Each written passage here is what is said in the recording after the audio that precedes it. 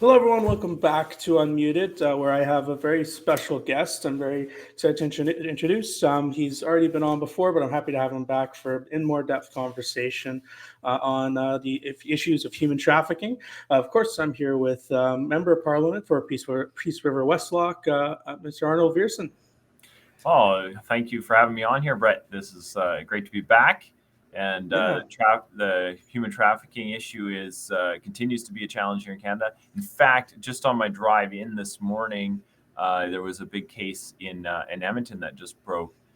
So the news this morning was talking about human trafficking, and a gentleman's been charged with one count of human trafficking, but the police are asking for other folks to come forward because they suspect up to 12 victims from the particular trafficker. Yeah, no, it's insane just how it's this kind of stuff still happens today, and even in places like Canada and the U.S. and in places where you think you wouldn't exist, think human trafficking and modern slavery isn't happening here. It's Yeah. just insane. And so, for those who don't know, yesterday, of course, was Awareness Day for Human Trafficking, which one day seems odd to me. I mean, a lot of these different awareness campaigns get a month, even multiple months, depending on the issue. And I know for me, it's as of course myself with ALS, I'm frustrated. It's just 1 month myself, but I mean, one day, especially for stuff, like this is just insane. Like, you think we should be pushing for, like, well, it should be a year wide thing. Personally, I think, I'm sure you would agree, but I mean, one day, that just seems almost like it just almost feels like it needs to be longer, don't you think? On this kind of Yeah, stuff. so I'm happy to have the day. It definitely focuses the mind. I think the uh, having a particular day allows us to shoot for that for the year kind of thing. A month will be fine, and we'll pick a different month, and we'll do it a month maybe later on. So yeah, but yeah, I should just maybe introduce myself a little bit there, Brett. I'm Arnold Viersen, the member of Parliament for Peace River Westlock, Northern Alberta riding. Represent the sixth province of Alberta. I was elected back in 2015. I'm the father to 5 children and a husband to my wife Melissa. And the fight against human trafficking has been definitely part like quite a time consuming exercise as my time as a member of parliament. So, like I said, I was elected back in 2015. And in 2017, I was one of the co-founders of the all-party parliamentary group to end human trafficking and modern-day slavery. So that was definitely one of the things that I worked on and have worked on. I always say um, human trafficking is happening in 10 minutes or 10 blocks of where you live, and that is a reality right here in Canada, but it's also a reality in northern Alberta as well. So that's the challenge that we have. A number of years back, up in high level Alberta, we had a pretty major human trafficking case break as well. And my first kind of interaction with a particular case was a girl who had been trafficked into Fort McMurray from Ontario was murdered in Calgary along with her 3-year-old daughter at the time. And so that was kind of my first interactions with the whole idea of human trafficking and modern day slavery. And so that was an organization called the North Preston's Finest, which is a human trafficking organization out of Nova Scotia, actually. And they had so the guy that murdered the lady, he was picked up at the American border in southern Alberta at that time. And so that was my kind of like eye-opening experience of like, oh man, this is happening right here. Uh, Yeah, no, it's kind of funny. I was talking about this earlier this week.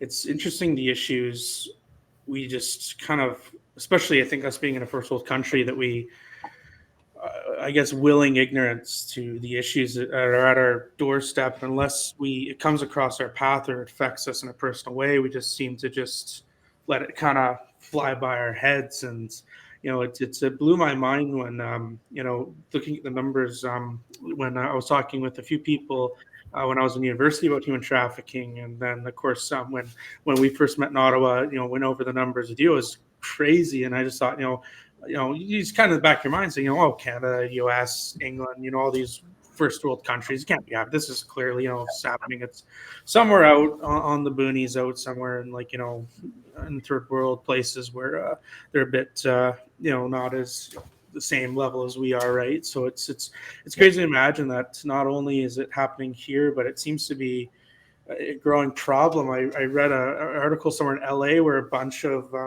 people were just freed from a sex trade, and they were modern day slaves in a basement somewhere down in LA, and it was just I think it was 20 people, and it was crazy how this just happens under our noses, and just yeah. So what's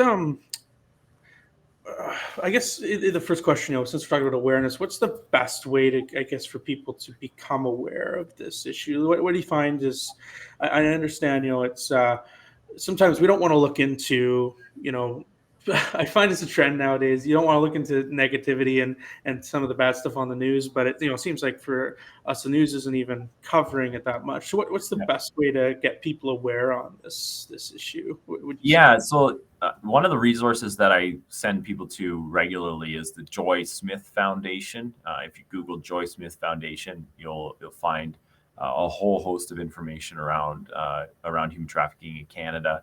They currently have a campaign going on called Trafficking Signs, and they've got a whole series of posters and social media images that you can share that say, hey, this is how you can identify a victim of human trafficking, or one of your children is at risk of being human trafficked, or something like that. So human trafficking is in Canada takes the form of sex trafficking mostly.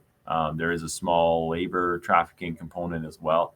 You might remember about a year and a half ago, there was a case of hotel workers being forced to work without pay in Barrie, Ontario. And there was I think 15 hotel workers were rescued from being forced into slave labor in Barrie, Ontario. But that tends to be a smaller percentage of the human trafficking cases in Canada. Most of it is people pressed into prostitution, and about 50% of the people in human trafficking situation are Indigenous here in Canada. And that is a national tragedy, no doubt. So that's been my fight for the last number of years, is to try to get that awareness out there that, hey, this is a problem.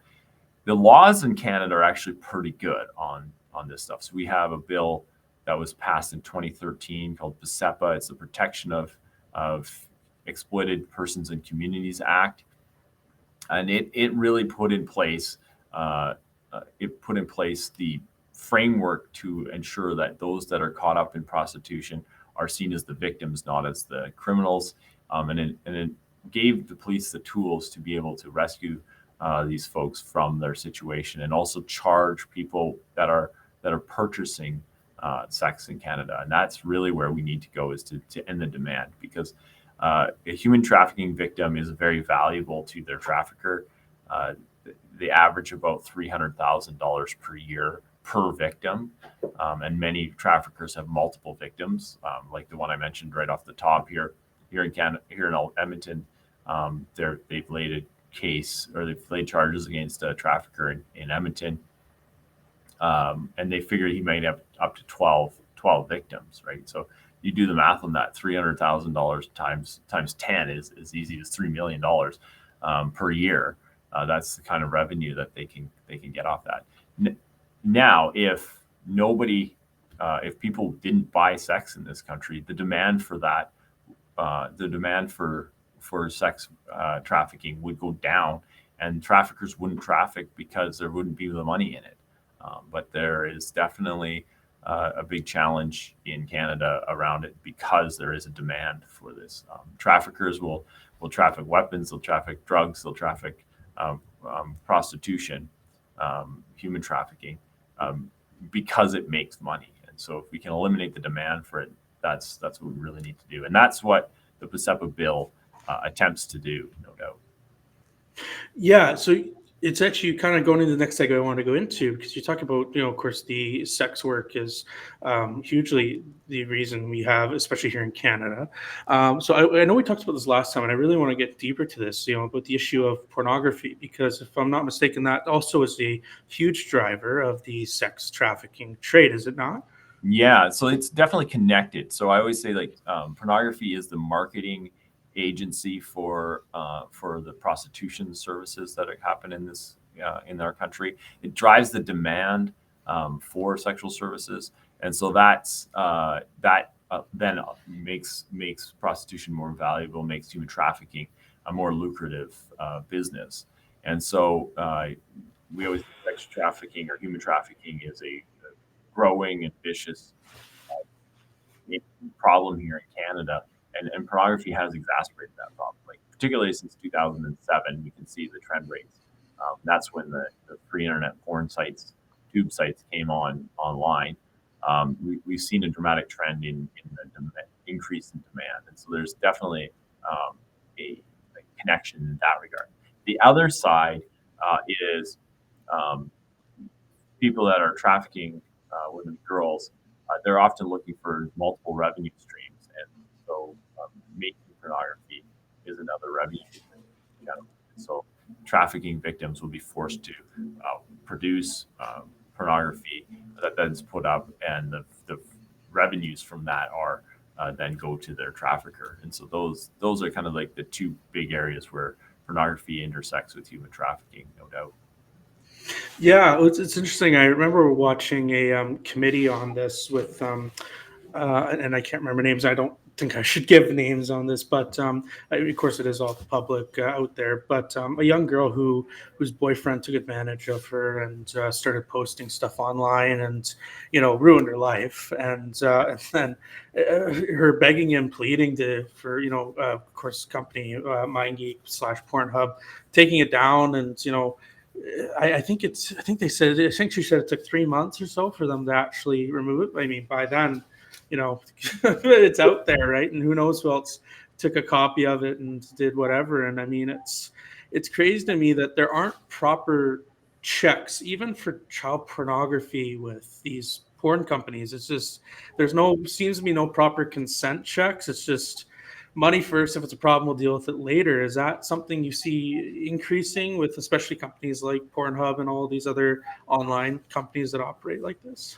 Yeah, so the girl you're mentioning, her name is Serena Filitis. She appeared at the ethics committee back in 2020, and that was caused quite a stir in Canada. Anyways, um, the to that end, I've actually got a bill on the order paper right now that I'd like to have debated in the fall. Maybe we'll see. We'll see how Mhm. the timing. Parliament's timing is always a little bit Yeah. dicey, but it's called the CSAC, Act, so the Stop Internet Sexual Exploitation Act, and it's a bill that would make it mandatory for companies to maintain records on age and consent of people appearing in their videos. And so currently it's illegal for underage videos to be put up. Currently it's illegal for non-consensual images to be put up. Most of the time those are like deemed under these like revenge porn laws and things like that. So, but my bill, what would do currently, the police have to prove that the girl is underage or prove that she didn't consent to having her image put up there. This would make it so that companies would be found criminally responsible if they don't have proof of age and proof of consent. So it's a documentation thing, basically. So the police That's show yeah. up, police can show up to a company, Pornhub, for example, and say, "Where's a doc? Here's a video that's hosted on your website. Where's a documentation that says here's how old she is, and here's her signature on a document that says she consents to Pornhub having her video put up." Um, Yeah. that's the bill. Interestingly, we have even porn producers are like excited about that bill because it would keep the Pornhub from pirating their products essentially. So Yeah. I'm no advocate of the porn industry.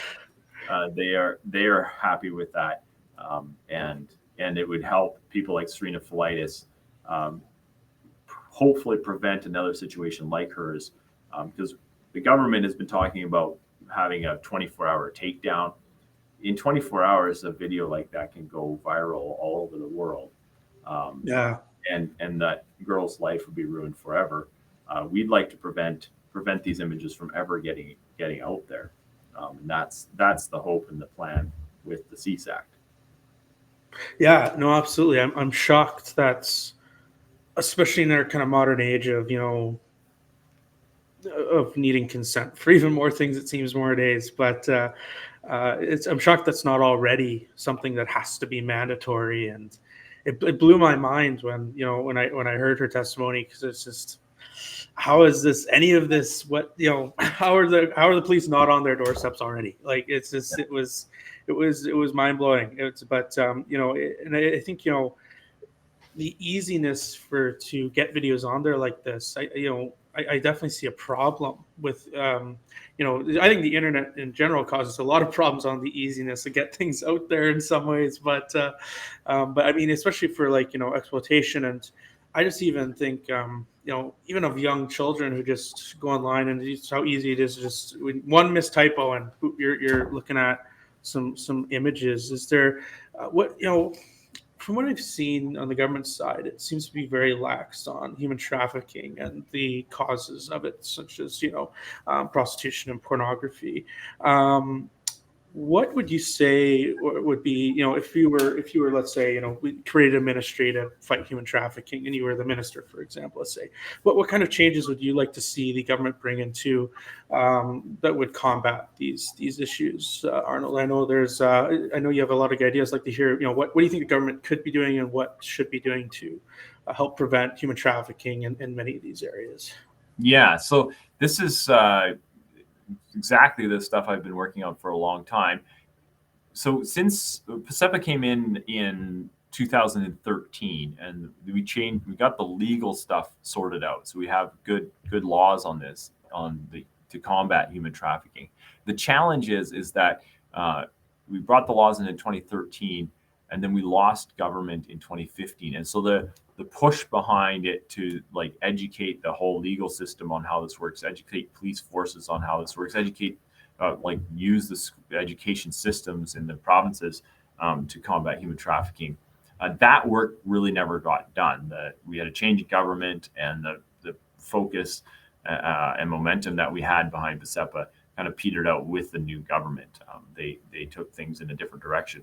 And so if I was if Minister for Public Safety, for example, I would be trying to pursue a public awareness campaign around human trafficking, highlighting that this is a problem. I would be like doing a campaign around, it is illegal in Canada to buy sex, right? Sex is not for sale in Canada, that kind of stuff. That to just educate the public as this is the law of the land in Canada, and these are the values that we have as Canadians, valuing humanity, valuing women, ensuring that sex is not for sale in Canada. So those are the kinds of initiatives that I would undertake. Judge training would be another part of it, given that it's a fairly new law. Courts haven't been using it or grappling with it very much, and so that's it. And then the other piece would be around the rehabilitation of the survivors, right? Many of these survivors are very damaged people after being prostituted for a number of years. And we know from experience that the average survivor, we have to walk with them for 3 years before they're able to get their feet back under them. Many of them have drug addiction problems. Many of them, their credit scores are destroyed. Many of them have criminal records from other crimes that they've been forced to commit.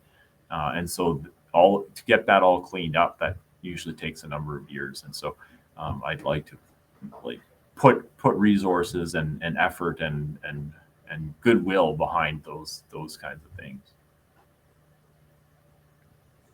Yeah, no, that sounds really good. And you mentioned something. You mentioned the courts, and what I'm unfamiliar with the punishments regarding to human trafficking.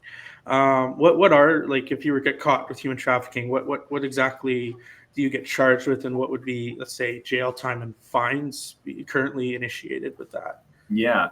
So there is like an actual charge of human trafficking. It comes with a mandatory minimum of 10 years, although that has been challenged a little bit. And it used to be a consecutive sentencing. So if you had 12 victims, you had to serve those sentences consecutively. The Liberals have just removed that C-75. They removed that consecutive sentencing piece to make it so that they don't have to serve them consecutively. So regardless of how many victims you have, you're gonna serve them concurrently.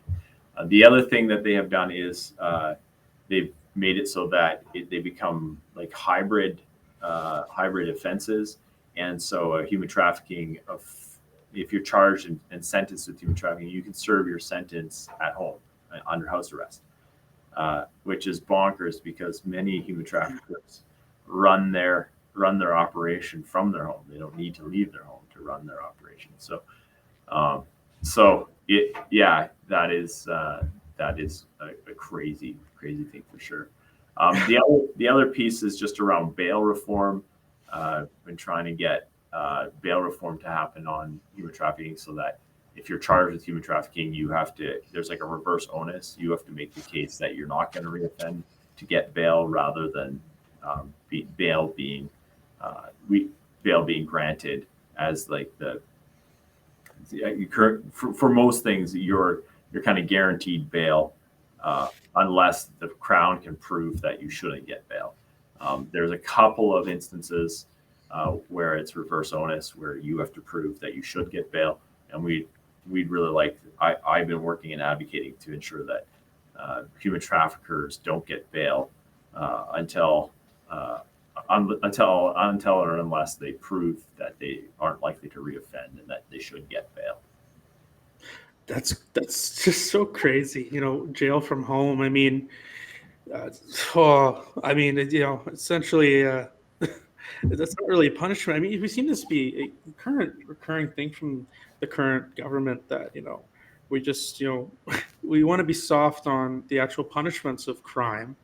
And, and I think many people forget that, that makes victims suffer even more. I mean, they usually have to, come out for these hearings and, testify on things, and it's not easy. And, I found, it's crazy how it almost seems that people commit crimes almost have more rights than the people who have been victims of these crimes. Yeah, it's interesting. The other thing is just around like the numbers, right? So City of Vancouver has come out with a bunch of numbers. 49 individuals were responsible for 1,100 police interactions, right? Like it's that's the most frustrating piece around the Liberals' soft on crime approach, is that there's a limited number of people that interact with the justice system, and it's just a revolving door, and we end up dealing with the same people over and over and over again, rather than dealing with the problem. And some of it, like many of the times, incarceration is what's required, and for an extended period of time, if we're going to have any chance of rehabilitating these people. Yeah.